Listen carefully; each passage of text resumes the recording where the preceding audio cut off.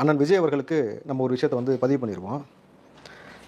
மிகப்பெரிய துயர சம்பவம் நடந்திருக்கு. மறுப்பதற்கு இல்லை. ஆனால் நீங்கள் இந்த இடத்தில் வந்து வருத்தப்பட்டு மனசு உடைஞ்சு இருந்தீங்க. முதல் நாள் முழுக்க நீங்கள் உணவு எடுத்துக்கொள்வதற்கு மறுத்துட்டீங்க. உண்மையா சார்? ஆமா. நான் பேசின வரைக்குமே எனக்கு தெரியும். முதல் நாள் முழுக்க உணவு எடுத்துக்கொள்ள மறுத்துட்டார். யார்ட்டயுமே பேசுவதற்கான மனநிலை இல்லாம தன்னை தனிமைப்படுத்திக் கொண்டு ரொம்ப வெக்ஸ்ல உட்கார்ந்திருந்தான்னு கேள்விப்பட்டேன். ஆனா ஒரு விஷயம் நீங்க புரிஞ்சுக்கங்க.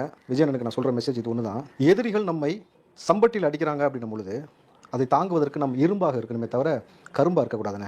நீங்கள் ரொம்ப இனிமையான மனிதராக இருக்கிறீங்க. நம்ம கரும்பாக இருந்தோம்னா ஒரே அடியில் நம்மளை வந்து அழிச்சு முடிச்சு விட்டுட்டு போயிடுவாங்க. அப்போ இந்த இடத்துல நம்ம சில இடங்களில் நம்ம இரும்பாகத்தான் இருக்க வேண்டும்.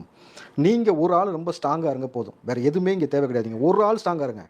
தமிழ்நாட்டில் இருக்கக்கூடிய பல நபர்களை என்ன செய்ய வேண்டும், எப்படி அரசியல் களத்தில் எதிர்கொள்ள வேண்டும் என்பதெல்லாம் பார்த்துக்கிறதுக்கு நாங்கள் இருக்கிறோம்.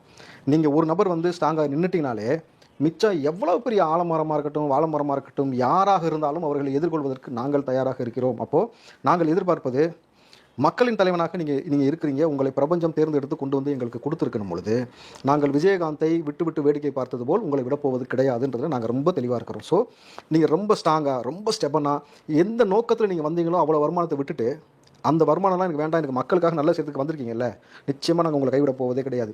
யாராக இருந்தாலும் பார்த்துக்கொள்ளலாம்ன்ற மனநிலை இருக்கிறோம். ஸோ நீங்கள் எதை பற்றியும் கவலைப்படாமல் கலங்காமல் நீங்கள் பொது வெளிக்கு வாங்க.